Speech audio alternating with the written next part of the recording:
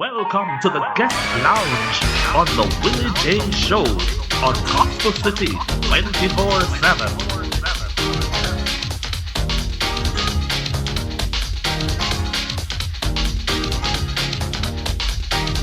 Be entertained, informed, and edified on Saturday morning's talk radio show, the Willie J Show on Gospel City 24/7. And now,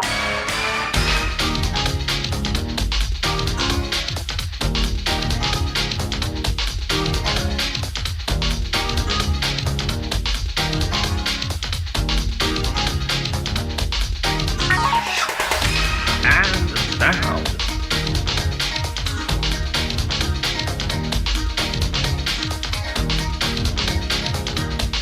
and now, with today's guest, here is the man himself, Mr. Willie J. Hello everyone, welcome to the Willie J Show. Once again, we are in the guest lounge, and with me today I have Mrs. Joan Page Bane, and she is working in Haiti, and she's going to be telling us all about the work there, her mission work, and other interesting things about herself. Welcome to the show, Sister Paige Bane.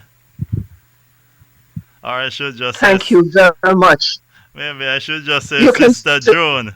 You can say, yes, that's fine. That's Yes. fine. That's very comfortable. Yes.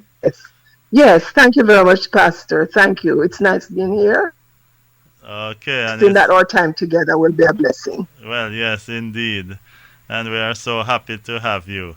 So, let us go back to the beginning. Tell us where in Jamaica you're from and how and what it was like as a child growing up in Jamaica. Yes, I was born in Jamaica, as you rightly say, Newport, which is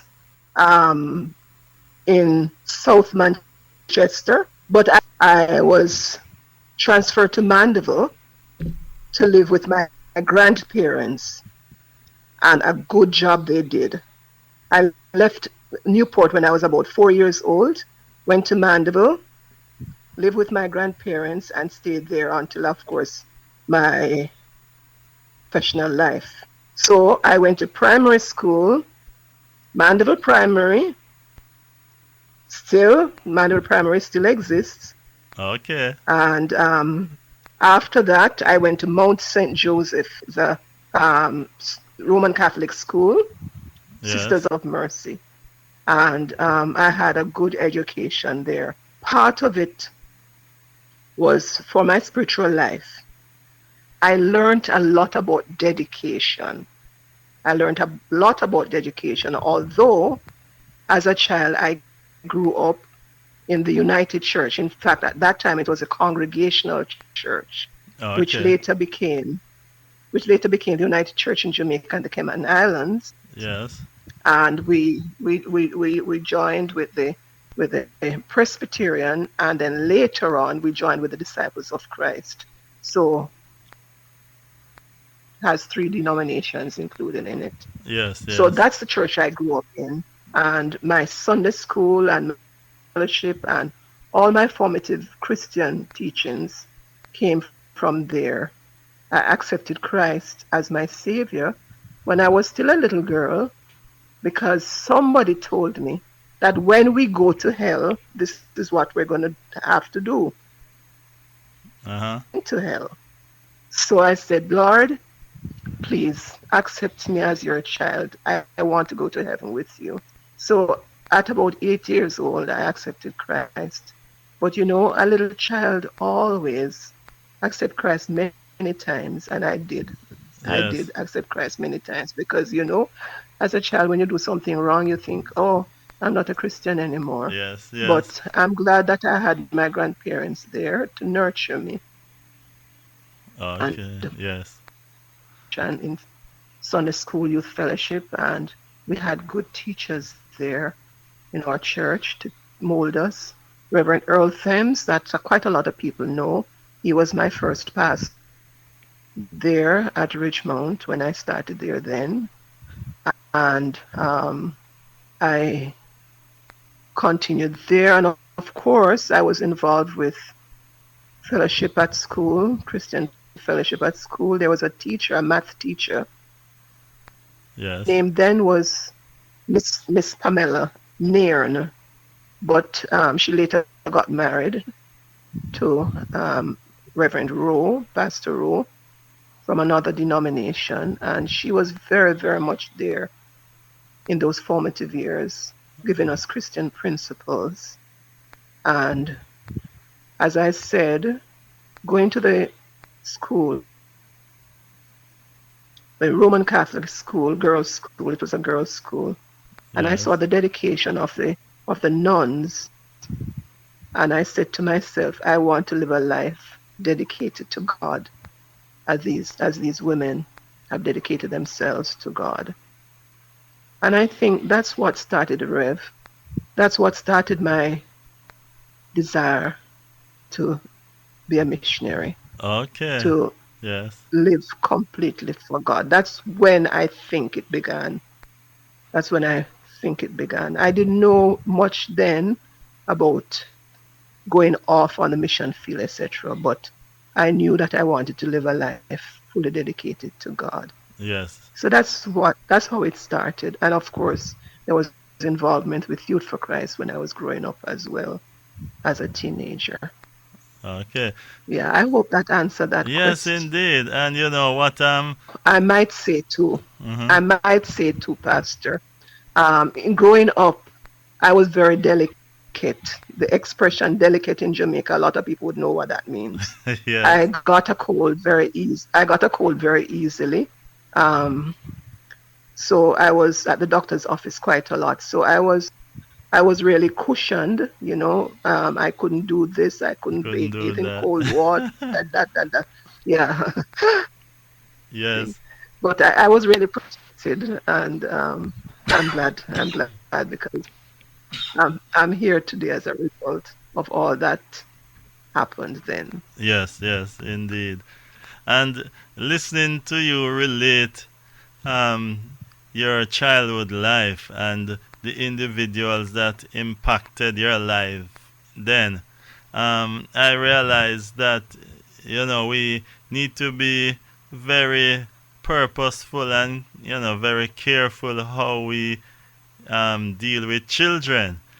Sometimes we Yes, might say they are only children, so it doesn't matter, they won't know. But the lives that people live before children and the way they treat them, the things they do for them, have lasting impact on their lives. lasting effect. Yes, indeed, indeed, Pastor. Indeed, yes. Yes, Very so, important. I am not going to pretend that there were not some negatives. yes, There were negatives, but I'm grateful to God that those negatives did not embitter me. At one time, I felt I felt at one time that I was not loved.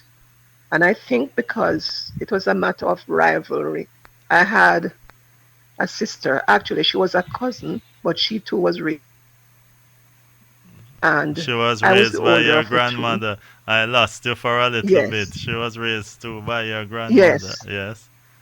yes, my grandparents, yes. Hmm. And of course, there's, the sibling rivalry. Yes. I thought they loved her more than they loved me. She was the Okay. younger one. Yes. So, of course, So she got a little I more think like, attention. Yes. yes, and like I was blamed for some of the things that she did. Okay. And Yes. it did not embitter me. And in fact, we are very, very, very close today. And, we share about it now. We laugh about it now. Yes. But at that time, it was very bitter in some cases. But more than anything else, I still felt loved. Yes. Yes. Yes. My Wonderful. mother was in the picture, but she was at a distance those days. At They would go a they would go distance. to yes, they would go to the greener fields, and send things for you and that kind of thing. But Yes. we were still in contact. Yes. Yes. So, do you think, even though, because this raised point that is often discussed.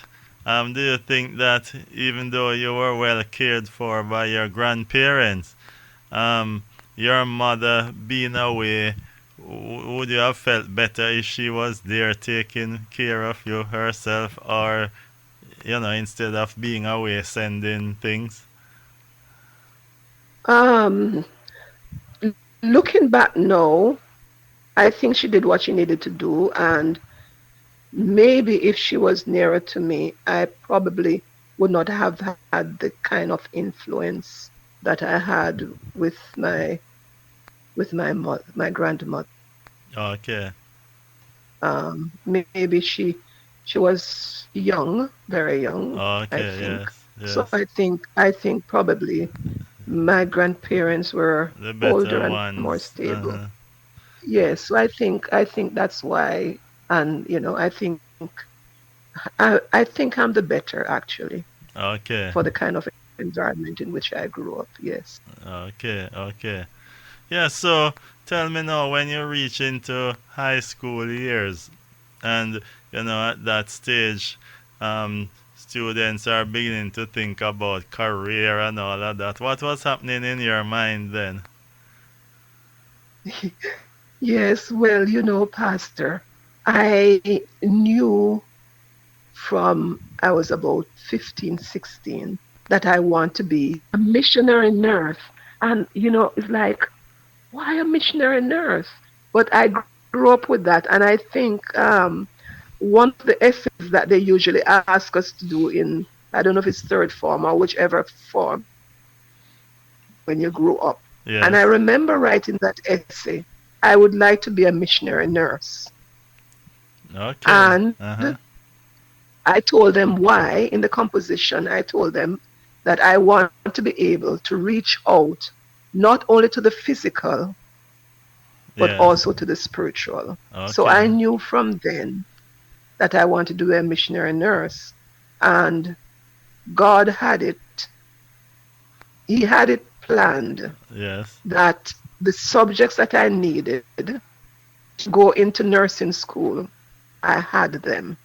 I Okay. had, well, usually they have two exams, JC Mm-hmm. and GCE, and I got them. I got subjects I needed. Okay. And I went into nursing school, University of West Indies School of Nursing. That's where I went. Yes.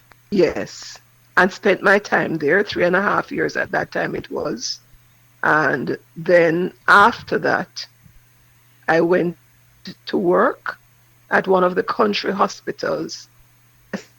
Country hospitals. I didn't go to my own parish because as a youngster, I didn't want to go back home to Okay. my grandparents. I Yes. wanted to I wanted to be on a limb on my own. Yes. So I went to St. Anne's Bay to work, and it was a good experience there for me as well. I was able to continue. Well, at university, I was very much involved with Nurses Christian Fellowship. In fact, I was the vice president at one time at the Nursing Christian Fellowship. So that was good for my spiritual growth. And at that time too, I usually go to Youth for Christ Yes. and InterVarsity Christian Fellowship. Yes. So those built me spiritually. And Youth for Christ, we usually go to Youth for Christ. That's at Coke Methodist Church. We usually have the meetings. I Yes. don't know where they do have them now, but I went there when I was at the nursing school. And then I went, after I went to St. Anne's Bay, Yes. I continued with a fellowship, a nurses fellowship there. It did not take on very much. I had my church affiliation, and I got also involved in other churches because my own church, United Church, there was not one very close to the hospital in St. Anne's Bay. So I usually visit the Baptist church for night meetings and so. Okay. So I was still spiritually nourished. Yes. And while I was at no, after I left St. Anne's Bay, I went to another hospital. I was transferred to another hospital, Spalding's Percy Junior Hospital, Yes. where I continued working, and I left there to do my midwifery training. Okay. Um, and of course, after I did that, I went back to St. Anne's Bay and stayed there until everything was ready, because that I had made my application for Haiti through my United Church, through the church. So the church sent me basically to Okay. Yes. Haiti. Yeah, Okay. yeah.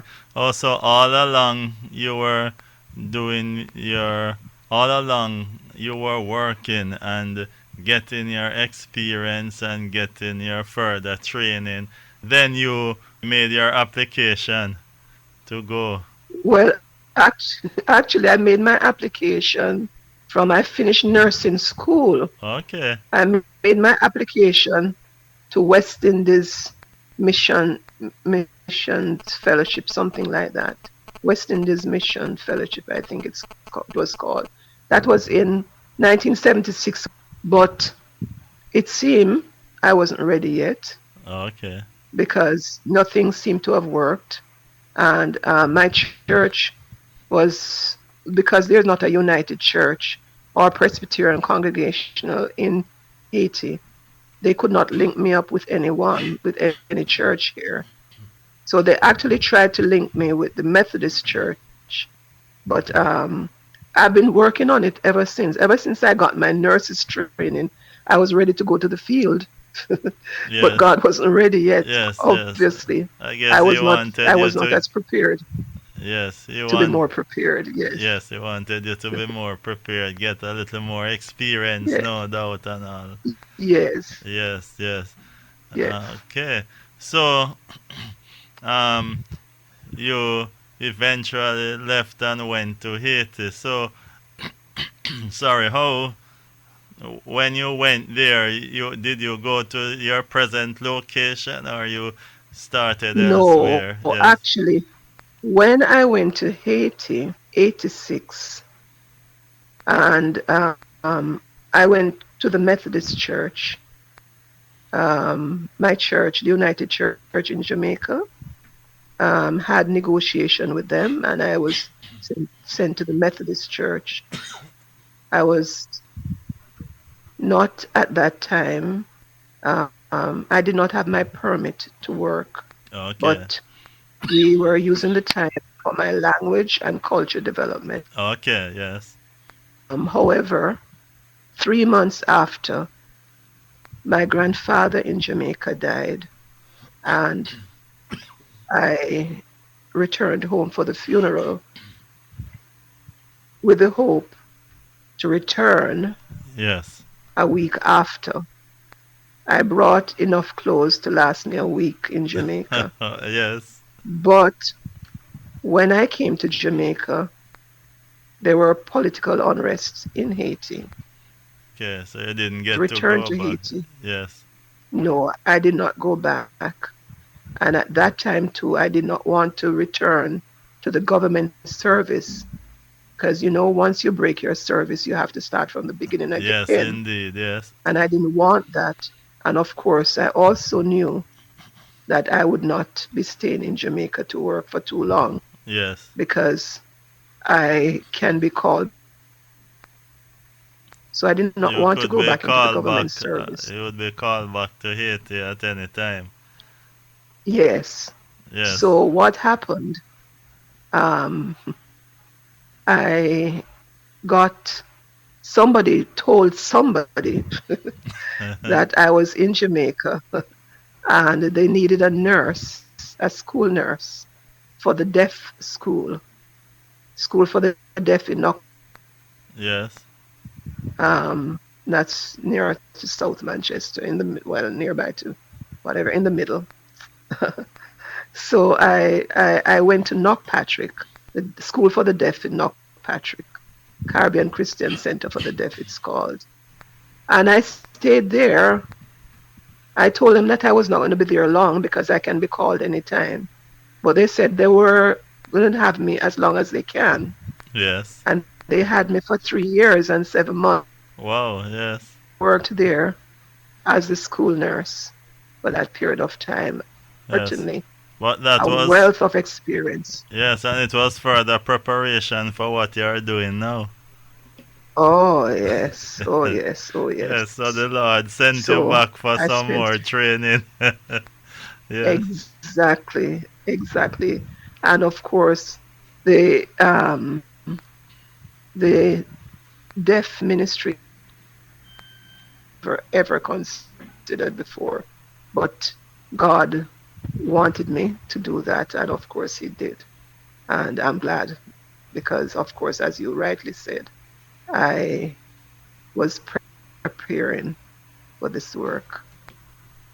Yes. So, Okay, yes, so tell and us. then after Uh-huh. that, going back to the former question you asked. So then it was that Ministries in Action. It was Reverend Walford Thompson. He was in charge. He was a president for Ministries in Action. In fact, at that time, and in Action. And he had ministry in Haiti in various areas, about 3 or 4 areas in Haiti. So he asked the United Church if they could release me. I'm sort of on hold for the Methodist Church. If they Yes. could use me in the meantime. And the church said, okay, Joan. So I said, oh, yes. So, of course, I got involved with Ministries in Action and came back to Haiti and have been in the location that I that way. Pastor, I didn't say I've retired now, you know. Okay. Oh, you have retired now. Okay. But let's step back a Yes, little bit. but Uh-huh. yes, I have to, yes. Yes, let's step So I'm back. saying Uh-huh. that mhm. Yes, so when I came, I went to Gishar, one of the stations that Ministries in Action had. And there I worked as the nurse in a clinic we call Dispensaire Ebenezer de Guichard. So I worked there for over 30 years. Okay. And I, however, did not only work as a nurse in the clinic or a nurse midwife, but ministry to the children But you also because I went to ministered Bible to the school. children. Yes. Oh, yes, in the church, yes, in the Sunday school and in children's ministry. I also worked with the women, and I was also involved later on. In fact, um, with my exposure to the deaf, I was young man, a deaf young man Uh-huh. who was in the church. So I was able to interpret for him Okay. on Sunday mornings. Yes, Yes. that must have made a And great that was so, difference for him. oh, yes. It was a blessing to be there and to be able to use the language that I had learned. And I Yes. also was able to teach some missionary in the church Some missionary. language so that the missionary kids, Okay. missionary children, Yes, when you I hear taught them me sign repeat, language. it's that you chipped out for a moment, so I'm trying to fill the gap. Yeah, that's fine. Yes. Yes, that's fine. You'll know how to do. Yes. So, as I said, yes, I taught them sign language a few times and also the children in our church. So that was for the deaf. But there in the clinic, I was able to minister to what we call famsage, which is like the in Jamaica we call the nanas. Okay, yes. So we had a course for them, teach them, you know, they had their way, but I taught them some things about deliveries and so on. Yes. We did that. Uh-huh. And later on, we had a nurse practitioner course. Oh, I didn't say that later on, I didn't say Rev, but Yes. later on I returned to Jamaica in 94 and did nurse practitioner course. Okay. So I did that and returned to Haiti because I was actually acting like a doctor before Okay. comfortable. So I thought it would be good to be equipped. Yes, indeed. So I did do my nurse practitioner course, family nurse practitioner, so it would cover all the areas. Yes, So I yes. was able to take care of all the, primary, primary, Health needs. secondary, and tertiary to a point, yes. Okay. So that's what I did. And I had runnings, like I had outposts, mobile clinics. So we go to different areas and conduct clinics. And yes, sometimes too, I will be called out to take care of people in their homes. I remember, I'm sure probably this would fascinate you in a way. Yes. One day early on, when I was just about um, there, I was at my home and somebody came and told me that there was a lady having a problem. When I went, I saw this lady having her baby, but she was having a breech. I don't know Okay. what a breech is, but it's when the baby is coming the other way, Oh, not the normal way. The head usually is delivered first, yes. but the rear end was coming out. And Okay. I said to myself, "Oh Lord, what do I do?" Because I've never delivered a breech in Uh-huh. Jamaica. I've seen a breech being delivered, but I've never delivered a breech. And I said, "Lord, what do I do? What do?" Yes. And the lady was there and she was in great suffering because the baby was a big baby. Wow. I said, "Lord, what do I do?" So I got an IV set up. I set up an IV on her very quickly because I saw she was getting exhausted. Mm-hmm. So I got an IV, set up an IV. I had one of my local nurses there came with me. And after I did that, I remember in my school, my directors, my teachers saying to me, "Don't touch a brief, hands off, hands off."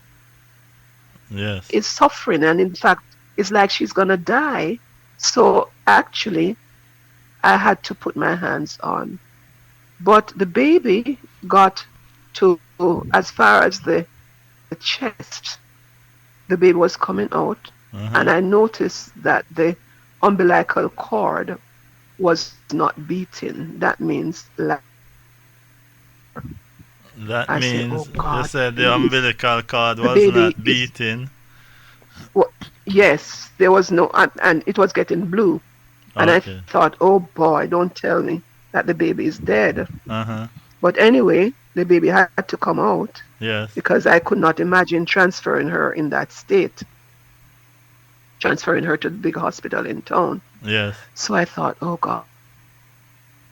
And I don't know if the people around me were Christians, but I said to the assistant, I said to her, I say, "Pray, pray, pray." That means pray, pray, pray. Yes. And I said, "God, I don't know how to pray to you the way I want to pray to you in Creole. So God," and I just started praying, praying, praying in English, of course.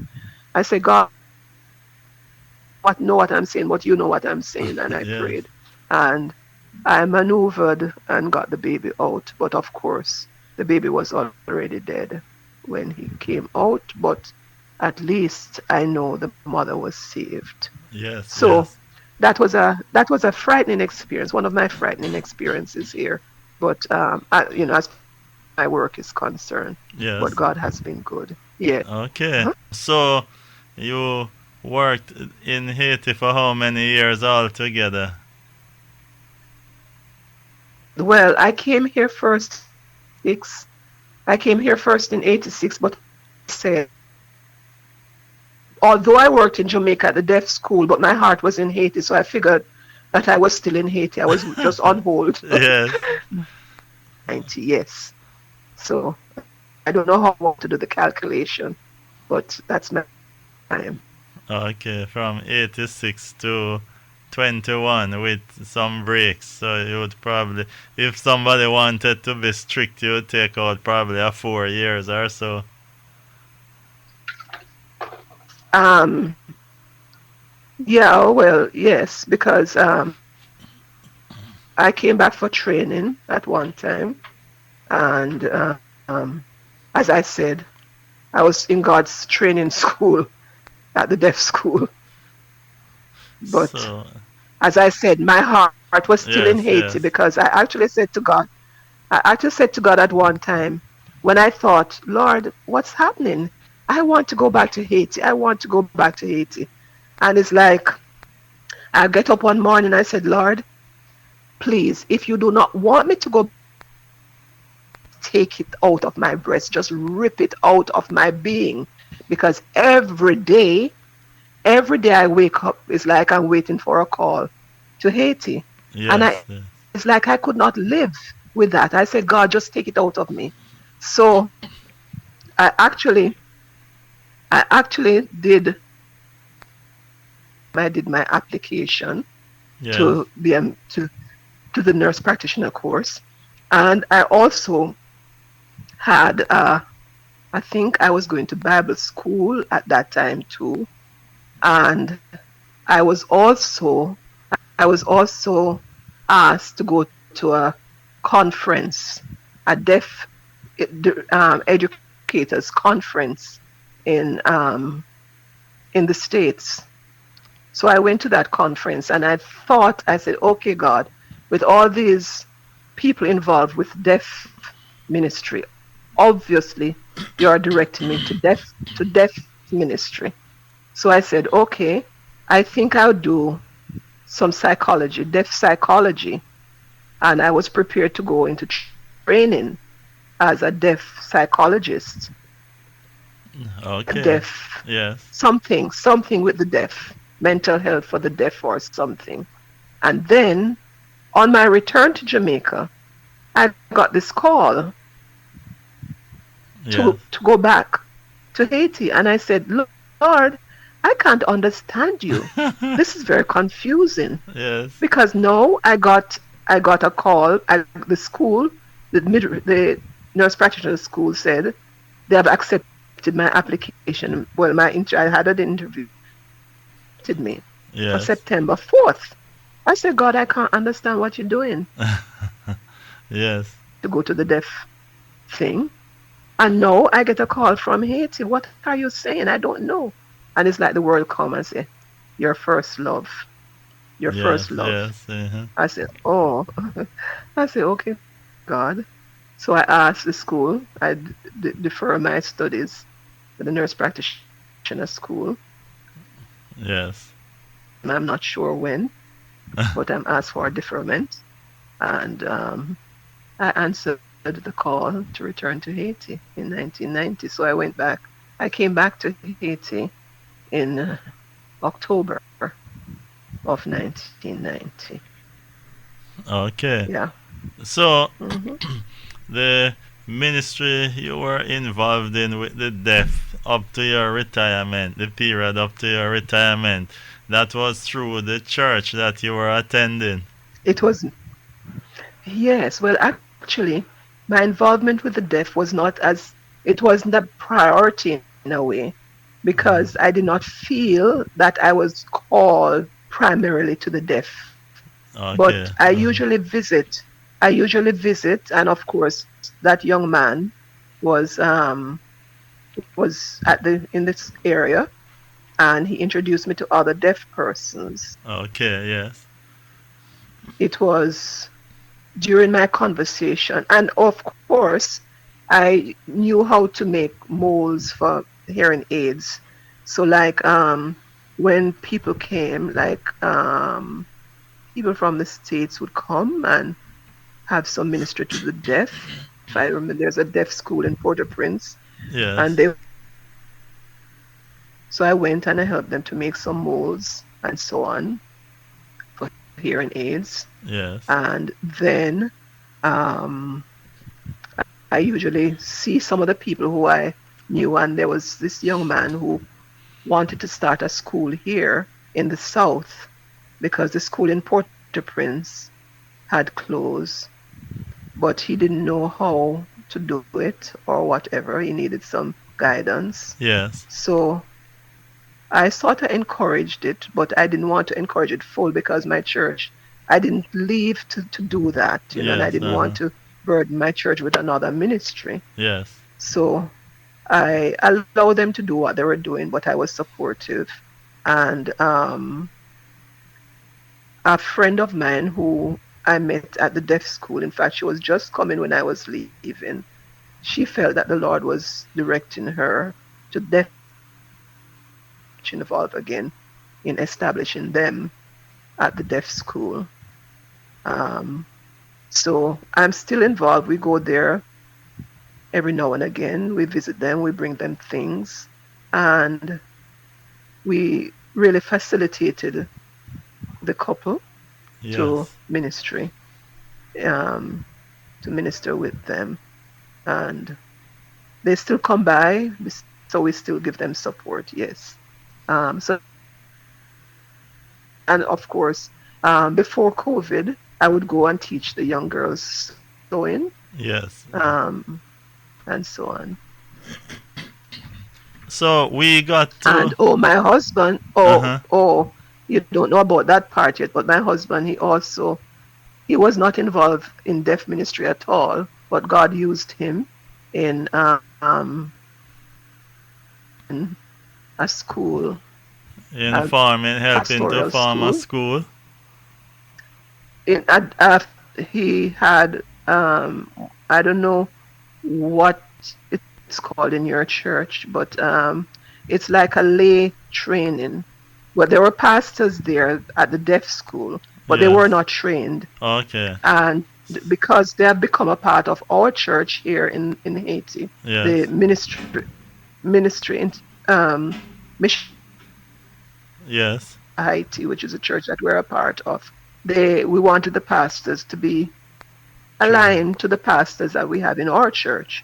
So we Okay. thought that they needed training, and we didn't know how, but God allowed my husband and another pastor and one of the young men who is hard of hearing, and the couple that were here, we have been used to have, I think it was 8 pastors graduated the other day, Yes. 10 Uh-huh. pastors. Okay. They So have, they put in so that is, yes, so that is an achievement as well. lay ministry for training lay pastors, I guess we would say, was brought into being. Okay. Yes. So I was about to say that I met you through the Bear Sings. How did you get to meet them? How did they get involved in the ministry? Yes, that is a story on its own. However, I will tell you, the Lord sent somebody into my life, which I did not anticipate. I didn't plan this at all. I didn't Yes. want it at all. But God saw that it was necessary and somebody my way, Yes. and with some kind of resistance, I succumb. Yes. And we got married in Jamaica in 97. Yes. We got married in July 97, and we were returning to the 21st of Oh yes, you were August. returning to Haiti. Yes, Yes. and we had quite a lot of luggage because I got quite a lot of gifts, and Okay. we were wondering how we're going to get some of these stuff over, considering that we are not supposed to take more than certain amount of Yes. luggage. Uh-huh. And then somebody told us that this couple had a group that was going to Haiti. Yes. So they linked us up and we met at the airport on that day.